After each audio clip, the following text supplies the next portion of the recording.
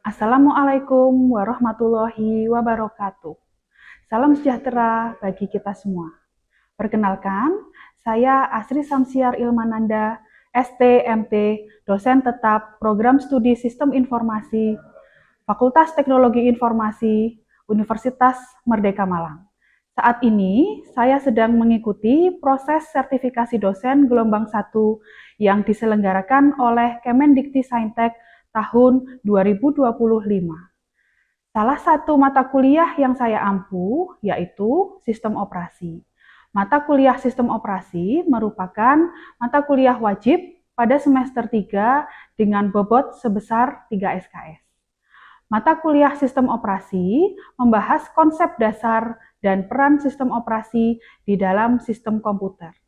Mahasiswa akan mempelajari prinsip kerja sistem operasi dalam mengelola sumber daya perangkat keras, serta menyediakan layanan bagi jalannya program aplikasi. Materi pembelajaran mencakup konsep dasar sistem komputer dan sistem operasi, manajemen proses dan trade, mekanisme penjadwalan dan sinkronisasi, manajemen memori dan memori virtual, manajemen berkas, manajemen perangkat input dan output, serta konsep keamanan dan proteksi sistem operasi. Mahasiswa juga akan mempelajari arsitektur dan jenis-jenis sistem operasi modern, termasuk sistem operasi desktop, server, dan mobile. Melalui teori dan praktik, mahasiswa diharapkan mampu memahami prinsip-prinsip dasar dalam merancang, mengelola, dan mengoptimalkan penggunaan sistem operasi untuk mendukung kebutuhan sistem informasi modern. Untuk capaian pembelajaran lulusan yaitu CPL 4, mampu menganalisis infrastruktur sistem informasi, arsitektur jaringan, layanan fisik dan cloud, konsep identifikasi, autentikasi, serta otorisasi akses dalam konteks melindungi pengguna dan perangkat. Capaian pembelajaran mata kuliah meliputi CPMK 1. Mahasiswa mampu menjelaskan konsep dasar dan peran sistem operasi di dalam sistem komputer dengan merujuk pada berbagai jenis sistem operasi dengan tepat. CPMK 2, mahasiswa mampu menguraikan prinsip kerja manajemen proses, memori, sistem berkas, dan input-output dalam sistem operasi melalui penggunaan simulasi atau studi kasus yang relevan. CPMK 3, mahasiswa mampu menerapkan konfigurasi sistem operasi secara optimal untuk mendukung kinerja dan menjamin keamanan sistem informasi. Metode pembelajaran pada mata kuliah ini menggunakan pendekatan problem-based learning dan collaborative learning. Melalui pendekatan problem-based learning, mahasiswa didorong untuk mengembangkan kemampuan berpikir kritis dan pemecahan masalah melalui studi kasus dunia nyata dan praktikum berbasis simulasi. Sedangkan melalui pendekatan collaborative learning, mahasiswa dilatih untuk bekerja sama dalam tim dengan menyelesaikan tugas-tugas proyek, studi kasus, dan diskusi. Selama perkuliahan, mahasiswa dapat mengakses materi perkuliahan serta mengunggah tugas secara online melalui platform e-learning Siakat. Dalam video ini, saya akan menunjukkan proses pembelajaran mata kuliah sistem operasi yang disusun dan dilaksanakan sesuai dengan rencana pembelajaran semester atau RPS Program Studi Sistem Informasi. Semoga video ini dapat menggambarkan komitmen saya dalam menciptakan proses pembelajaran yang mendukung pengembangan mahasiswa menjadi lulusan yang kompeten, profesional, dan adaptif terhadap perkembangan teknologi informasi. Terima kasih. Wassalamualaikum warahmatullahi wabarakatuh.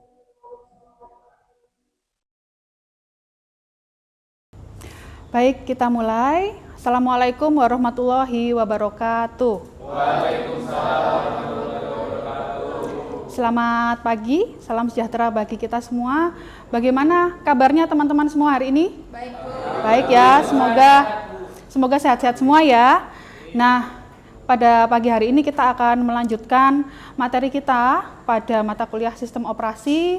Nah, sebelum kita mulai, marilah kita berdoa terlebih dahulu menurut agama dan kepercayaan masing-masing.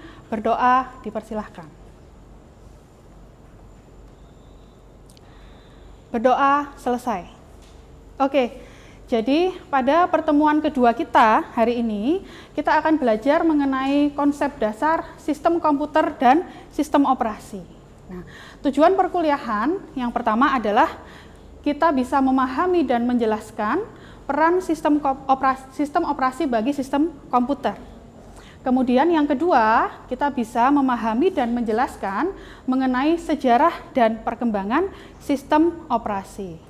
Nah, pada pertemuan sebelumnya kita sudah membahas mengenai struktur sistem komputer. Ya, ada yang bisa menjawab apa saja komponen dari sistem komputer?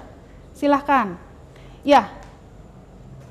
Software sama hardware. Software dan hardware. Oke, baik. Ada yang lain mungkin? Siapa? Oke. Sama firmware. Hardware, software, dan firmware. Oke, betul ya. Jadi sistem komputer terdiri dari 3 komponen utama, yaitu hardware, software, dan brainware. Untuk lebih jelasnya kita lihat pada gambar berikut ini.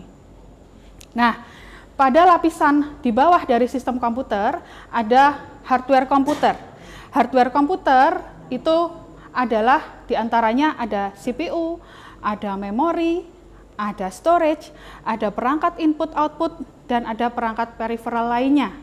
Kemudian ada software. Software ini ada yang disebut sebagai program sistem dan ada yang disebut sebagai program aplikasi. Untuk program sistem diantaranya ada compiler, assembler, text editor, dan lain sebagainya. Sedangkan untuk program aplikasi adalah program yang kita gunakan sehari-hari, ya. Jadi program yang langsung berinteraksi dengan user itu adalah program aplikasi. Nah, di lapisan tertinggi adalah user atau brainware. User itu fungsinya adalah untuk memberikan perintah atau instruksi kepada komputer. Kita lihat di sini di manakah posisi dari sistem operasi. Nah, posisi dari sistem operasi berada di antara hardware dan software. Fungsi dari sistem operasi ini adalah sebagai perantara yang menjembatani komunikasi antara hardware dengan software. Jadi, kalau komputer hardware itu dia hanya mengerti atau memahami bahasa tingkat rendah atau bahasa mesin. Ya, yang kemudian kalau program aplikasi itu hanya memahami bahasa tingkat tinggi yang dipahami oleh manusia. Jadi bahasanya manusia dengan bahasanya mesin berbeda. Fungsi utama dari sistem operasi adalah untuk menerjemahkan, ya, menjadi penerjemah, menjadi penjembatan.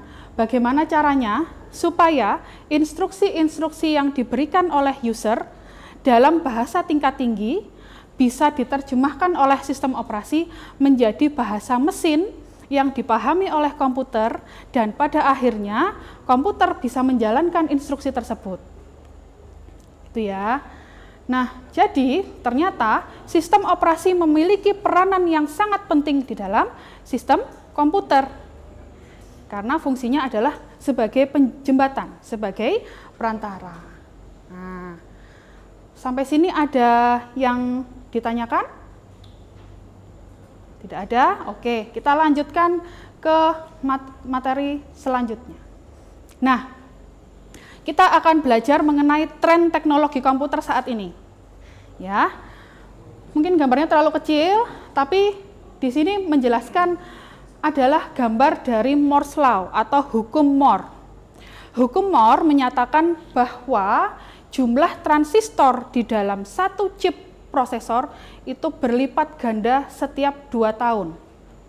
Ya, itu teknologi komputer yang terjadi dari dulu sampai saat ini. Kita lihat di tahun 1970, jumlah transistor itu masih ada di angka di atas 1000, ya, 1000-an lah.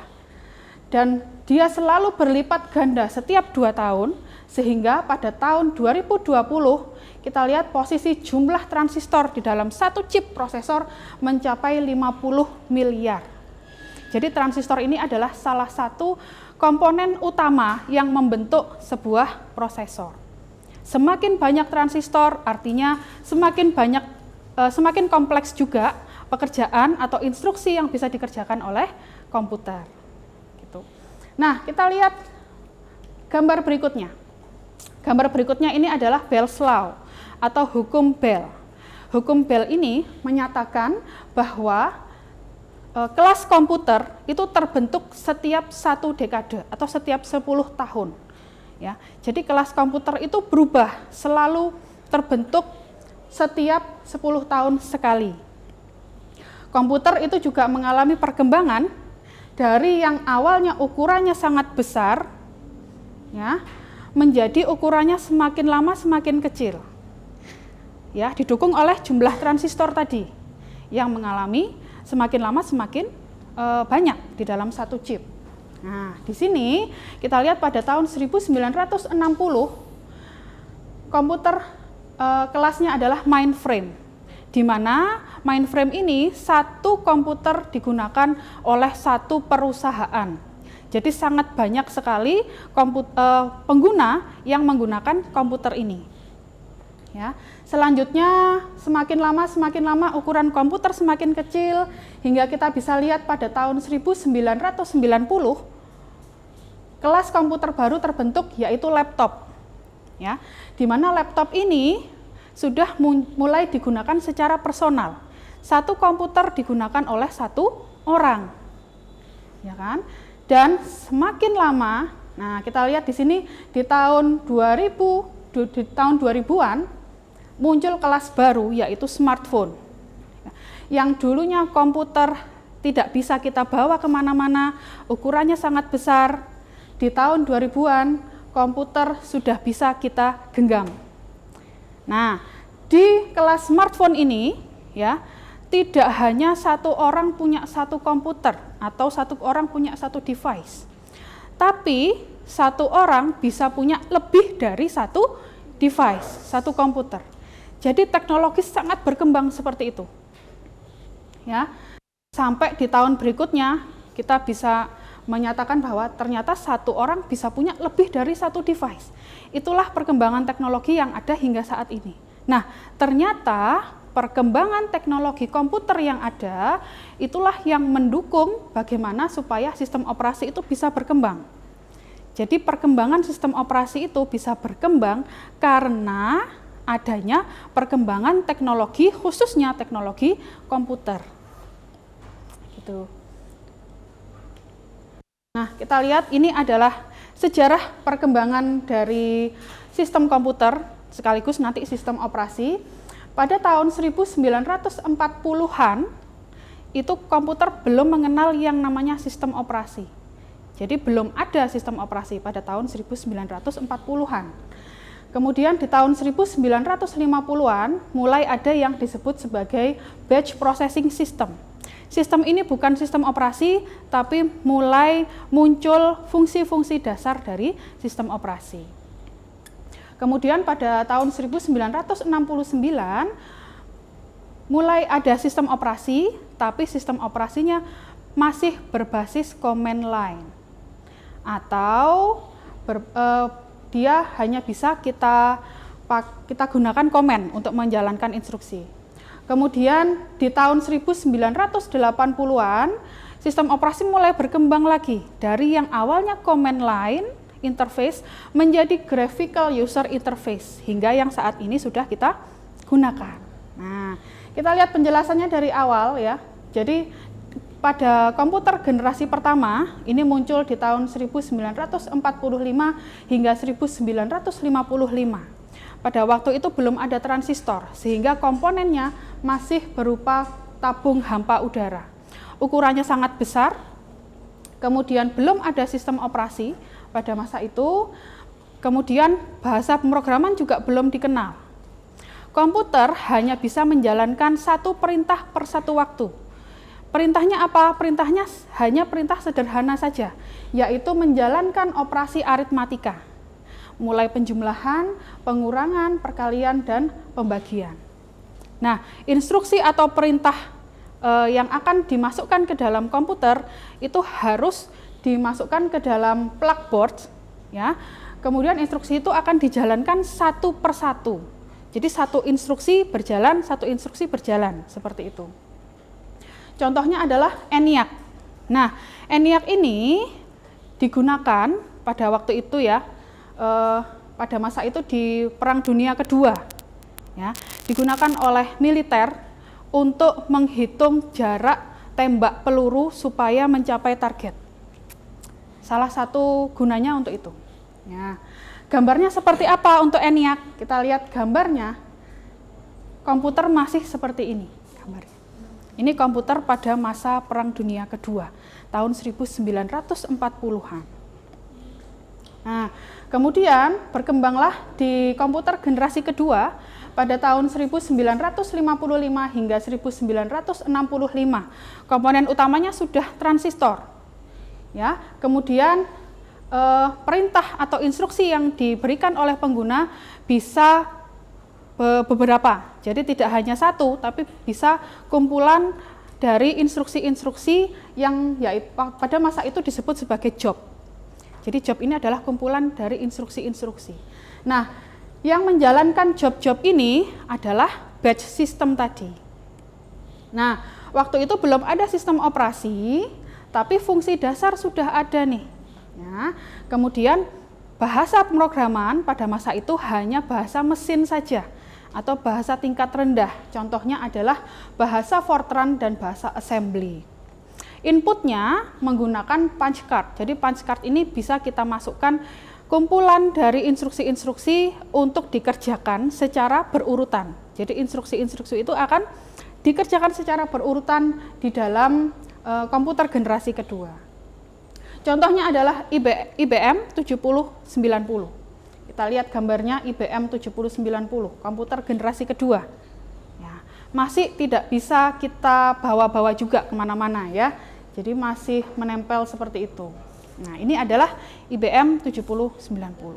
Selanjutnya muncul komputer generasi ketiga di tahun 1965 hingga 1980. Pada saat ini komponen utama komputer adalah integrated circuit atau IC. Di sini jumlah transistornya sudah semakin banyak lagi. Nah, untuk komputer generasi ketiga sudah ada sistem operasi, hanya masih berbasis command line. Sistem operasi juga mendukung ya untuk melayani banyak pengguna secara bergantian. Jadi ada time sharing di situ, ada konsep multitasking di situ. Ya. Kemudian pengguna itu memberikan instruksi menggunakan command line. Ya. Contohnya adalah DOS, Disk Operating System, yang dikeluarkan oleh Microsoft pada saat itu. Jadi tidak ada tampilan GUI seperti saat ini, jadi tampilannya hanya berbentuk command line saja. Itu di komputer generasi ketiga. Kemudian muncul konsep-konsep diantaranya multitasking, multi-user, multi-programming, dan multi-processing, yang mana konsep-konsep ini digunakan oleh sistem operasi modern saat ini. Mulai berkembang di tahun 1965 atau komputer generasi ketiga. Nah, yang terakhir adalah komputer generasi keempat dan kelima. Komputer generasi keempat dan kelima ini mulai mengembangkan sistem operasi. Ya, berkembang sangat pesat pada masa itu.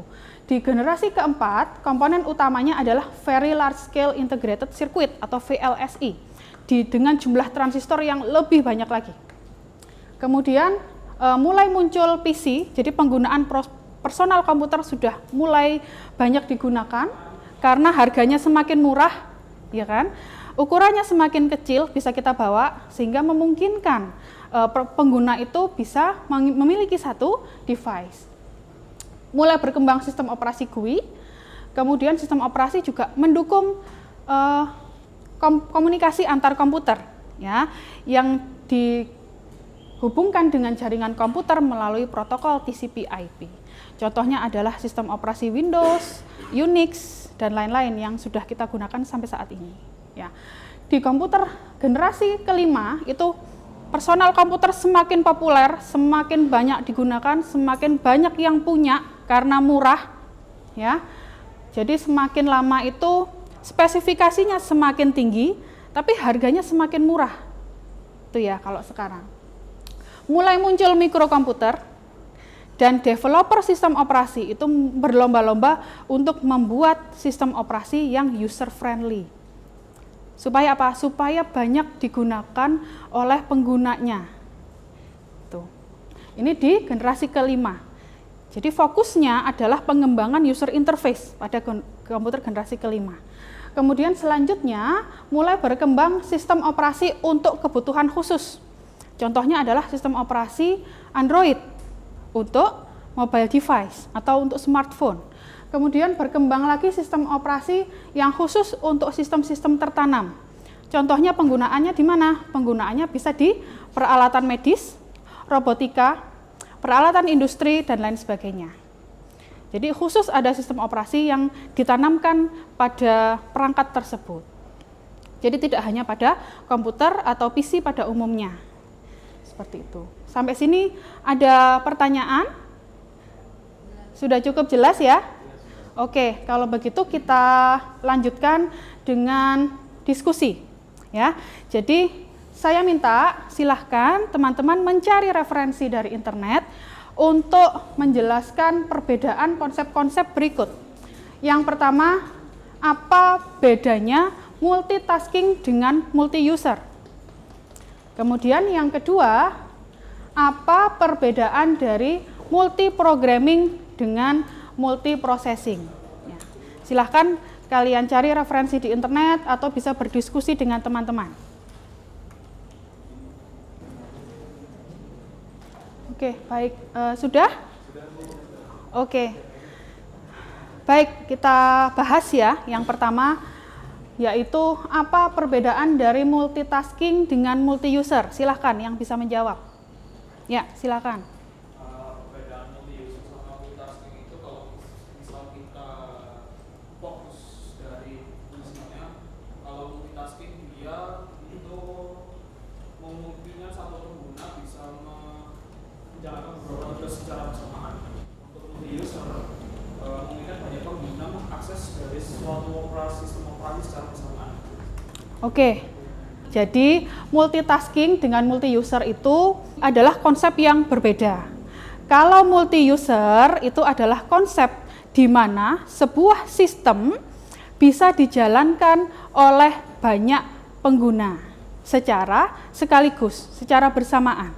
Sedangkan kalau multitasking itu adalah konsep di mana sebuah sistem bisa menjalankan beberapa program sekaligus. Ya, kalau contohnya multi-user itu adalah server. Jadi server itu kita gunakan ya secara bersamaan oleh banyak pengguna. Sedangkan kalau multitasking contohnya adalah browser. Ya. Kita tahu bahwa kalau browser kita bisa membuka banyak tab ya, di mana tab-tab itu juga berjalan secara bersamaan. Ya, jadi konsep dari multitasking adalah seperti itu. Jadi dengan kita membuka browser, kita bisa sambil buka video streaming, bisa sambil buka AI, bisa sambil melakukan search engine, bisa membuka e-commerce dan lain sebagainya, dan itu bisa berjalan secara bersamaan. Itu adalah konsep dari multitasking. Baik, selanjutnya untuk multiprogramming dengan multiprocessing. Silahkan ada yang bisa menjelaskan perbedaannya. Ya, silahkan.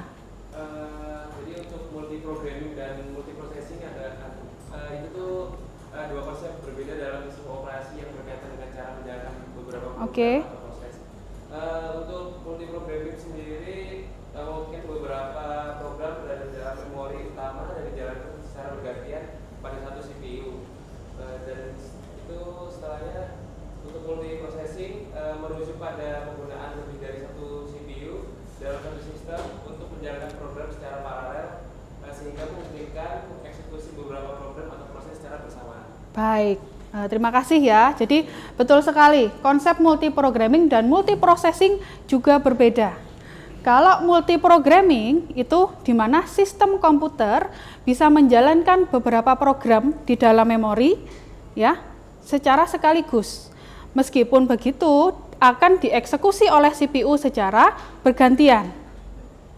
Tapi kalau konsep multiprocessing adalah konsep di mana sebuah sistem komputer menggunakan beberapa prosesor atau beberapa CPU untuk menjalankan beberapa proses secara bersamaan. Itu ya.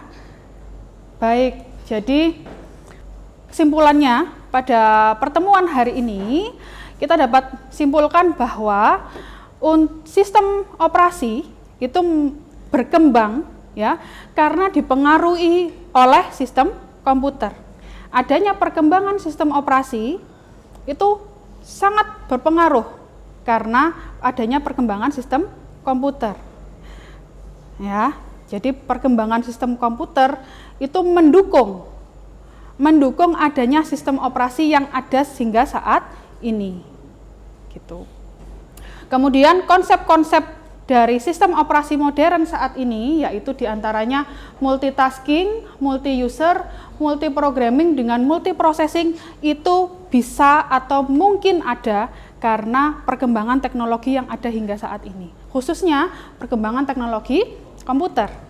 Gitu. Jadi keduanya berjalan secara beriringan, bersamaan. Karena teknologi komputer yang berkembang, maka berkembanglah juga teknologi sistem operasi. Baik, sekian untuk pertemuan hari ini. Untuk materi berikutnya kita akan mempelajari mengenai manajemen sistem operasi.